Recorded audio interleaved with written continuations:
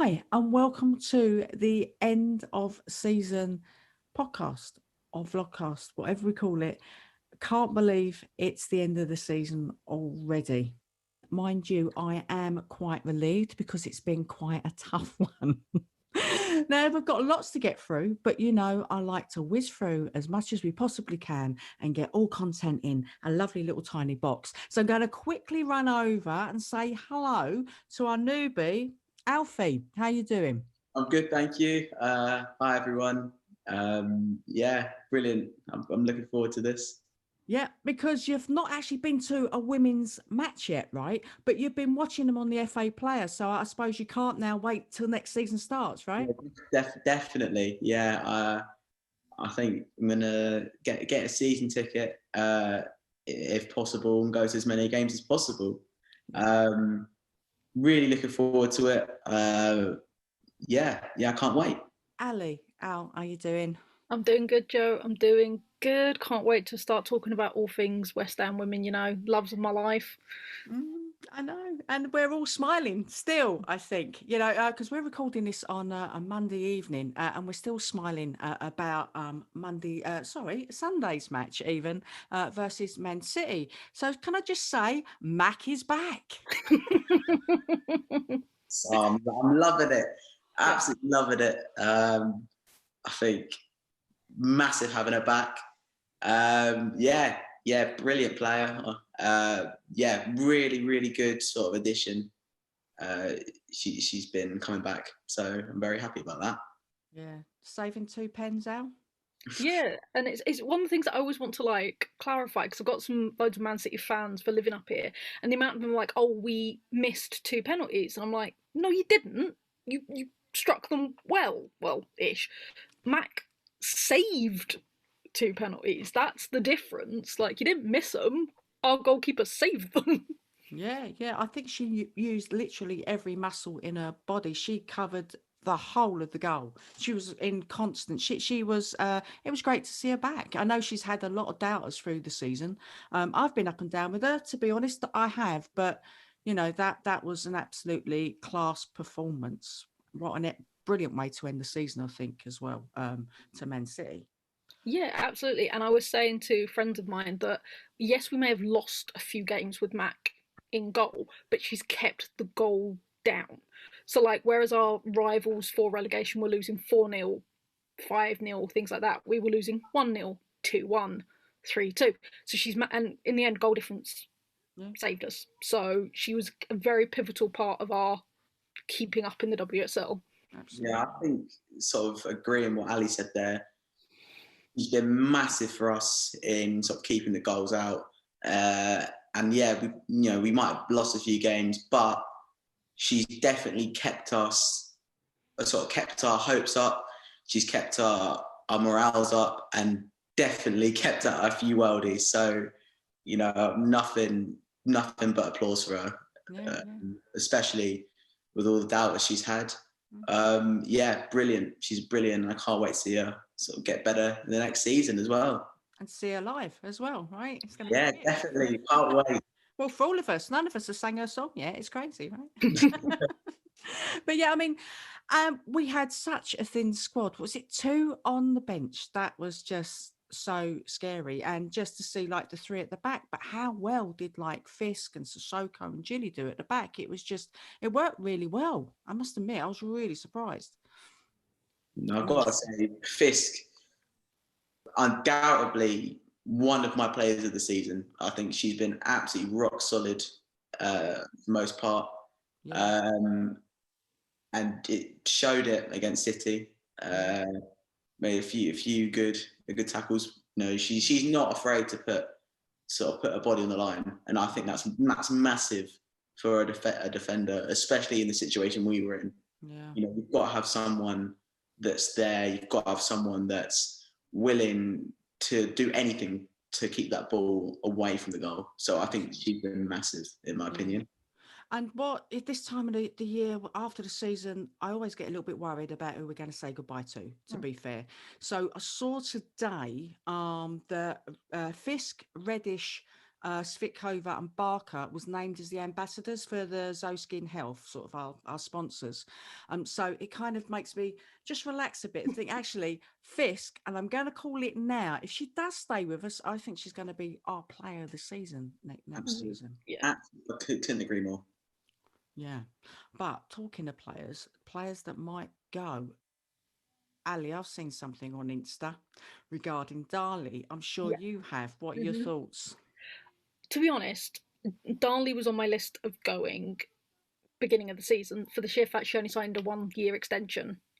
Whereas when we signed other people, it was 2-year extensions, like Leon signed a 2-year extension. She who's gone up north signed a 2-year extension. So I always thought that Dali would go at the end of the season because she's finally got her fitness back to be in the French national squad.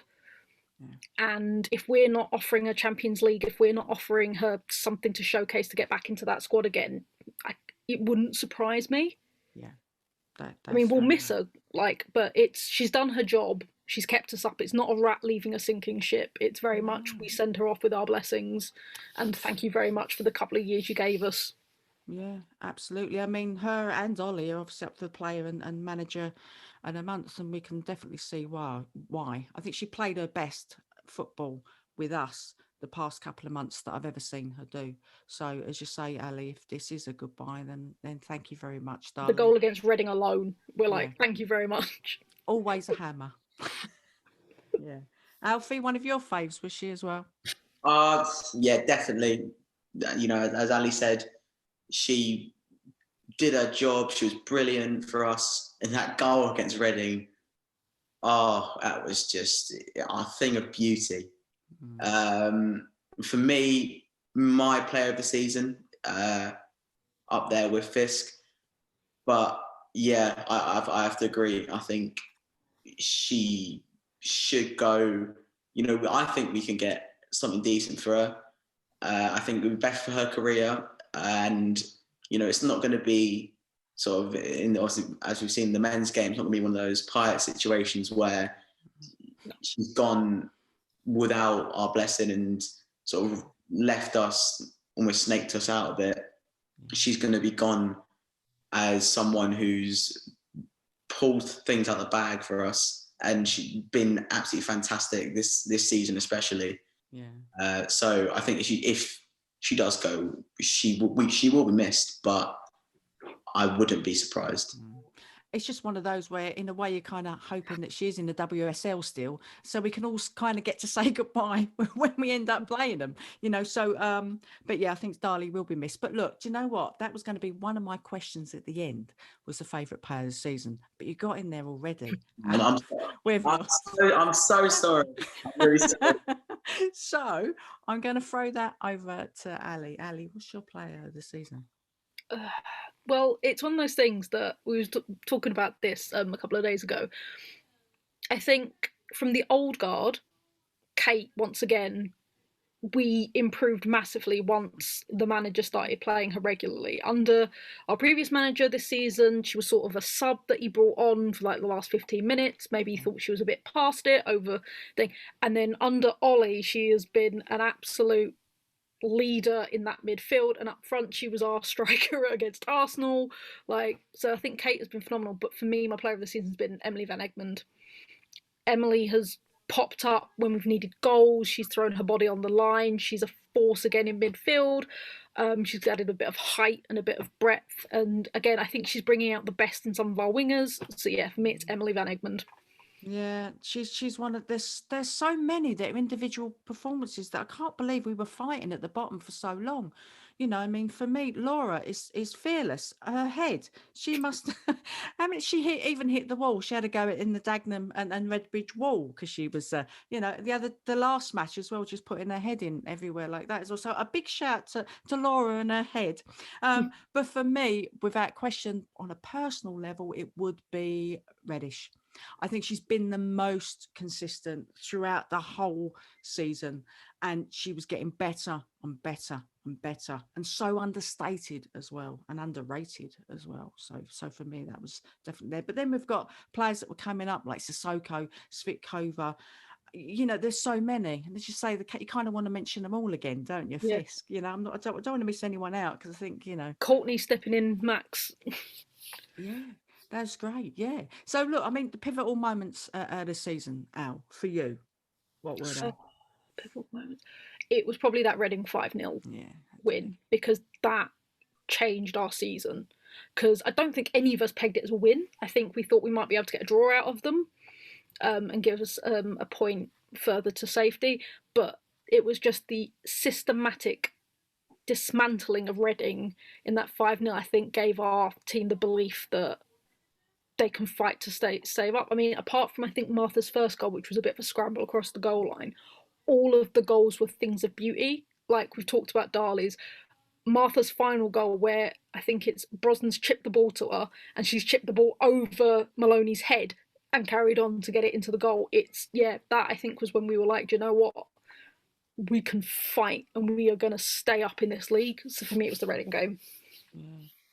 Yeah, I mean, it was Dagny's debut as well, I think, with the Reading ones. I'm pretty much sure it was as well. So for me, it was like, that's the performance that I was looking for the whole season. I knew we had that in us. I just wasn't sure if it was ever going to come out this season. So I think the couple of matches before, we played Chelsea and we only lost 2-0.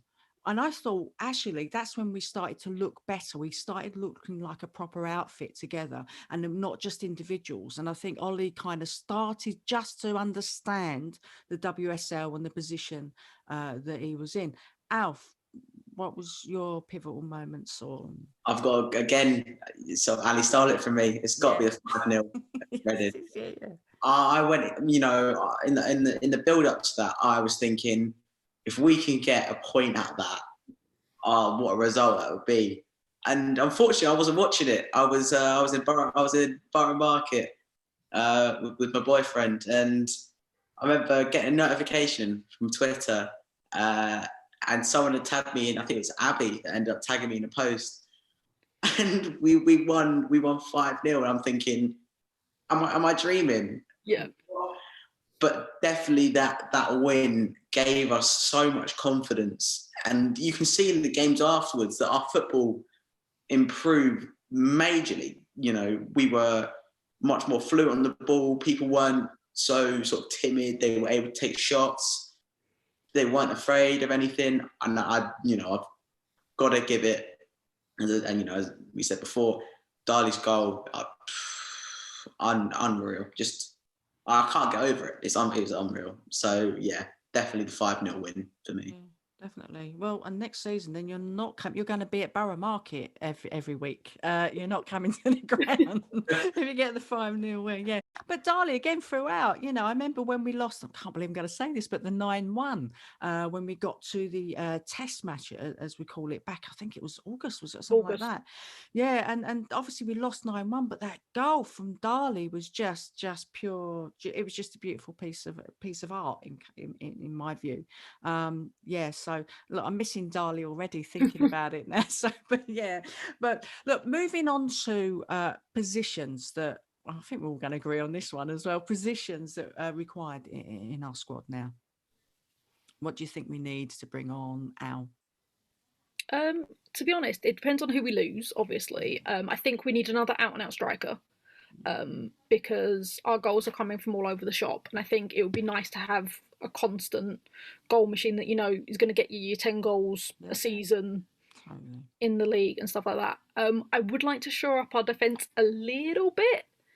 I'm not quite sure who I'd want, but I just want that extra level of safety to go. Another Sissoko would be quite nice. But I think the biggest thing we need to go for is an out-and-out striker.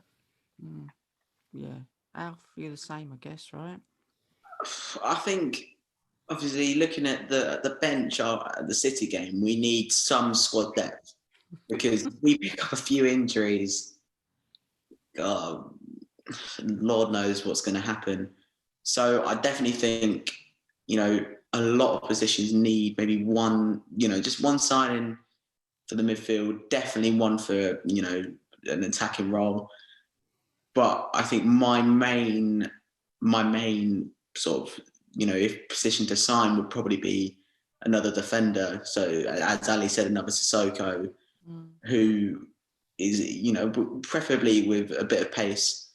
But yeah, I definitely think we need to strike up our defence a bit, because, you know, there's no point in scoring 2-3 goals a match when some, you know, I'm not saying our defence has been terrible this season, but you know, we let a few silly areas in, and they go a few goals back. There's no point in scoring those goals when you're going to let silly goals in. So I think defence is probably my pick. Yeah, I think you're right on both counts, and I think obviously it was down to tactics as well. A lot of the defensive mistakes that we made, but sometimes that happens as well when you change managers over. And looking forward to the next season, especially like, do you think we should touch on Ollie, because I know he had so many doubters, and hands up, I was one of them. But always believe you need to give a manager a bit of time to settle in. But Ali, how we finished? What do you think now of Ollie? Now I'm a full Ollie convert. I'm not going to lie. When he was first announced, it was very much Ollie who. Yeah. He was, you know, you tried to Google him and there was very little. Yeah. Like, he was just, you know, and other some of the names we had been promised and then thing. But I think he's brought out some of the best football I have seen us play, and that includes our run up to the FA Cup in our first season. I think he has brought out some of the best attacking football. Everybody's going forward, you know, even our defenders, you know, Fisk is halfway up the pitch, Gilly's halfway up the pitch. We're constantly on the attack, which I love. There's no more playing out from the back. Like, our keepers are learning to, like, just boot it. Like, if you've got, like, look at yesterday's match, Ellen White's coming running, Mac just got rid of it, and we dealt with the header later, like the throw-in later. Like, it was no more of this playing out but from the back. So I think I'm a full convert to Ollie now. Absolutely right. Those days are now gone. We used to say it day in, day out. Every single match, it was the same thing for a season, and that's gone. Same with you, Alf. Yeah. I think, you know, I doubted him. I doubted him when they were first announced. I think it's you know, similar to Moisey. I was a big Moyes doubter when he got announced for his second term with us, but now both of them I'm fully behind. I think definitely got us playing some of our better football that I've seen since. And yeah, I think with the right signings, we can majorly improve. Yeah. You know, from maybe not sort of struggling for not struggling, but challenging for relegation like this season, pushing for maybe, you know, I'd love to see us go mid-table next season. I would love to see it. And I don't see why that can't happen. And that was a lovely segue in there, Alfie, as well, because we've got a signing, someone that Ollie worked with back at Claret, and that is, I can't believe we got her, Tamika Yallop. I was going to say but then, but Tamika Yallop, you know, was it 82 caps for the Matildas or something like that? What a signing. Thank you very much, Ollie Harder. Ali, how do you feel about her? Yeah, exactly. I mean, you said but there, but that is her maiden name, and that's why it took me a moment. I was like, oh, right, who's this player that I've not heard of? And then I Googled and I was like, oh, I'm very aware of her.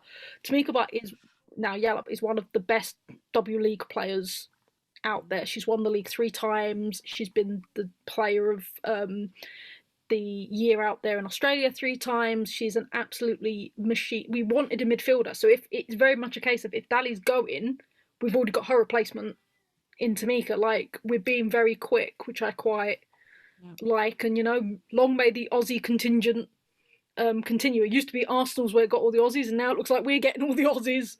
Yeah. We'll be singing Waltzing Matilda rather than Bubbles soon, I think, but I'm happy with that. Alfie, you heard of Tamika, right? Yeah, definitely. I love her style of play. I've seen her play for Australia. I'm still in shock. I can't believe we signed her. I think she's got something like the most W League final goals. And she's all for one club as well. I think the next one down, I can't remember what her name was, but she scored 3 for 3 different clubs. So the fact that Tamika's scored 4 for one club, you know, that's a brilliant stat. And yeah, I think brilliant signing, and I think it would definitely fit in Ollie's sort of style of play. So what a signing! That's what I can say. Well, Ollie said, I'll have to look, so excuse me. He says, you know, I've got a terrible memory. Ollie says, she's somebody that I know well, brings a lot of professionalism and athleticism, which I thought was a flag, thinking, oh, goodness, yeah, because we didn't have the fitness, did we? But now we're getting there. Yeah. And is a top-class player. We're looking for people that will represent West Ham United in the best possible light and inspire the next generation of female footballers in our community. Sorry, I believe that Tamika ticks all those boxes. That sentence says everything about the future of West Ham United women, I think. I was going to say that says that a certain player may be leaving. Yeah. Yeah. Anyway. Moving to field. Yeah.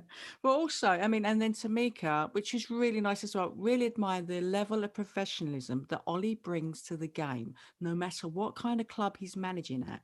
I also enjoy his style of football, possession-based. Yeah, always looking to change things and can be better. He promotes a really good team culture, which was another reason why I wanted to come and work with him again. Nice end to the season. Yeah, done it just. So I know we ended up, what was it, 9th, wasn't it? I forgot then already. Which isn't terrible, because I thought we might end up 11th and like just squeaking relegation. We're only 1 down from last season, which isn't the right direction, but it's better than I thought it was going to end up. Yeah. So much more positives than negatives. And as Alfie says, I think we'll easily be pushing for sort of like about 5th, I think, if we can get all this together. From what I'm seeing, excuse me, always mute your phone when you're doing a recording. That's normally one of the things I send out to people, and I'm not even doing it myself, so I do apologise. So we're all looking forward to next season. We're staying at Dagenham obviously now, because obviously there could have been a time when we might have had to go back to Rush Green if we'd have gone down. So Alfie, are you really excited for next season and your first match with all your Pride of Irons members? Oh, I think excited is an understatement. If the women's game is the same as what I've heard, that's got the same reputation of what I've heard, oh, I can't wait. Definitely, because I haven't met any of you yet. So, you know, if we score a last minute winner, I will not hesitate to be going like jumping everywhere. So, yeah, definitely. I'm really excited for next season. I think the break is going to be big. Whether the club brings in, as I said, the right transfers, whether the players stay fit, you know, don't do anything silly. I'm really, really confident for sort of next season and all the seasons coming up after. Yeah, it's great. Yeah, it's great for me to see all the young fans. You know, we're all on our WhatsApp chats, aren't we? Talking about women's football now more than we've ever done before, because obviously we was all in lockdown and we're not actually there watching it, you know, trying to get a reception. Do you know what I mean? Couldn't get all the Wi-Fi. So it's been really great to have more and more people say that they want to come along, that've been watching the men's, they want to come along now and watch the women. So I can't wait, Alfie, to buy you a coffee and a hot dog. Allie, end of the season, how are you looking forward to next season? I can't believe you asked you that question. Yeah. So I have a really quick question for Alfie. How loud can you sing? Because Pride of Irons Corner, we are the loudest group of fans, and you've got to be able to join in. Oh, don't worry, I've got a very, very loud voice if I put my mind to it. So don't you worry about that. I'll be losing my voice after no time. Oh yeah, I've definitely been there. No, I can't wait. I was saying to my other half, I'm actually missing the M6, because obviously I live up in Manchester and I have to go down the M6 to get to the game. I'm like, I'm actually missing the M6. I'm missing Megabus, because I'm like, it was always a sign of something great. I just can't wait to get back. Yeah, I just want to be there in the cold to support the team, which we, you know, and I really do think if we'd have all been there this season, we wouldn't have been finishing 9th. We would have been 7th, 6 maybe. I'm pretty convinced. But yes, so look, it's the end of the Pride of Irons podcast, vlogcast. You know what? But you think by now I'd have worked out exactly what it was called, right? But I haven't. Do you want to plug anything, Ali? Where do I start? So if you're interested in exclusively West Ham women, then I do a podcast every Friday with my co-host Reese, and that is We Are the Girls in Claret and Blue. But a very exciting adventure that I am part of now is a thing called Hold the Line, and we are the first women's football phone-in show. We do that on a Sunday after all the matches have finished, and you can follow us on Twitter, which is __ Hold the Line all together. And give us a call, talk about anything you want. But it's really exciting to be part of. Great stuff. Can't wait till next season even more now. There's so much to do. I don't know where I'm going to fit everything in. But yes, so that's it. Everybody's information and Twitter details and Insta stuff will all be in the description below. Please like and subscribe because I know you're going to miss us. So we will do the odd one actually through the summer. We will still pop in and say hi, look at new signings and things like that. And listen, thanks ever so much to everyone that's been listening in, and please like and subscribe, and thank you, and we'll see you next season. Come on, you Irons. Come on, you Irons.